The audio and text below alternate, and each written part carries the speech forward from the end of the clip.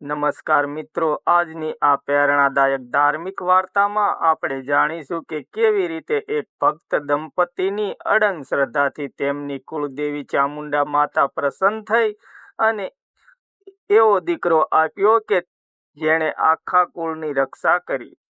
આ વાર્તા માત્ર એક કથા નથી, પરંતુ વિશ્વાસ, ભક્તિ અને માતાજીની કૃપાનો જીવંત પરચો છે।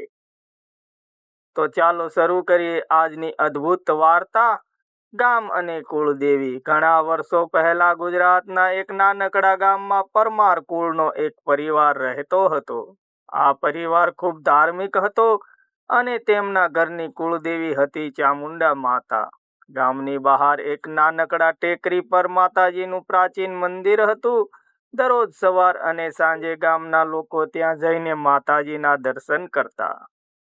પરમાર કુળમાં માન્યતા હતી કે જ્યારે પણ મુશ્કેલી આવે ત્યારે માતાજી જરૂર મદદ કરે છે। દંપતીનું દુઃખ। આ કુળમાં એક માણસ રહેતો હતો, રાઘવસિંહ પરમાર। તે ખૂબ સારો અને મહેનતુ માણસ હતો। તેની પત્ની ગંગાબેન ખૂબ ભોળી અને ભક્તિભાવથી ભરેલી હતી, પરંતુ તેમના જીવનમાં એક મોટું દુઃખ હતું।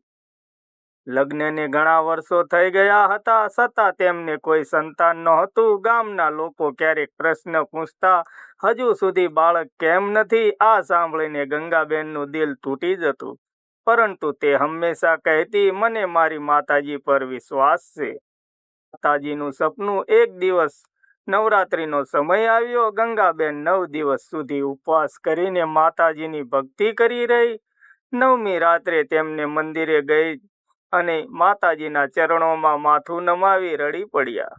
તે બોલી, હે મારી માતાજી, જો હું તમારી સાચી ભક્તિ કરું તો મને એક દીકરો આપો। તે રાત્રે ગંગાબેનને અદ્ભુત સપનું આવ્યું। તેણે જોયું કે તેજસ્વી પ્રકાશમાંથી ચામુંડા માતા પ્રગટ થયા। માતાજીએ કહ્યું, બેટી, તારી ભક્તિથી પ્રસન્ન છું। 1 વર્ષમાં તારા ઘરમાં દીકરો જન્મ લેશે અને તે દીકરો માત્ર તમારો નહીં પણ આખા કુળની રક્ષા કરશે। થોડા મહિનાઓ પછી ગંગાબેન માતા બનવાની ખુશખબર મળી। આ સમાચાર સાંભળીને આખું કુટુંબ ખુશ થઈ ગયું। 9 મહિના પછી તેમના ઘરમાં એક સુંદર દીકરો જન્મ્યો। ઘરમાં ખુશીઓનો માહોલ છવાઈ ગયો।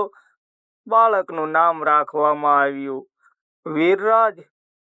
લોકો કહેતા, આ બાળક માતાજીની કૃપાનો પરચો છે।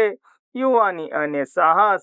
વીરરાજ મોટો થતો ગયો। બાળપણથી જ તે નીડર અને સચ્ચો હતો। તે દરરોજ પોતાની માતા સાથે માતાજીના મંદિરે જતો। સમય પસાર થયો અને વીરરાજ યુવાન બન્યો।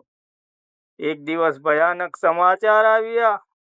નજીકના જંગલમાંથી કેટલાક લૂંટારાઓ ગામને લૂંટવા આવ્યા હતા। હવે તેમની નજર આ ગામ પર હતી।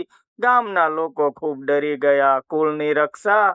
વીરરાજ સીધો માતાજીના મંદિરે ગયો। તે માતાજીના ચરણોમાં માથું નમાવીને બોલ્યો, હે મારી કુળદેવી, આજે મને મારા ગામ અને કુળની રક્ષા કરવાની શક્તિ આપો। કહેવામાં આવે છે કે તે ક્ષણે મંદિરનો દીવો તેજથી પ્રગટવા લાગ્યો।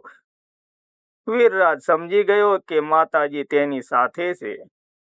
લૂંટારાઓ ગામમાં આવ્યા, પરંતુ વીરરાજ અને ગામના યુવાનો હિંમતથી તેમની સામે ઊભા રહ્યા। ભયાનક મુકાબલો થયો। અંતે અને લૂંટારાઓ ભાગી ગયા। ગામ બચી ગયું। અંતિમ સંદેશ। તે દિવસ પછી ગામના લોકો કહેવા લાગ્યા, આ માત્ર વીરરાજની હિંમત નથી, આ તો કુળદેવી ચામુંડા માતાજીની કૃપા છે। રાઘવસિંહ અને ગંગાબેનની આંખોમાં ખુશીના આંસુ આવી ગયા। માતાજીએ ખરેખર એવો દીકરો આપ્યો જે આખા કુળની રક્ષા કરી શકે।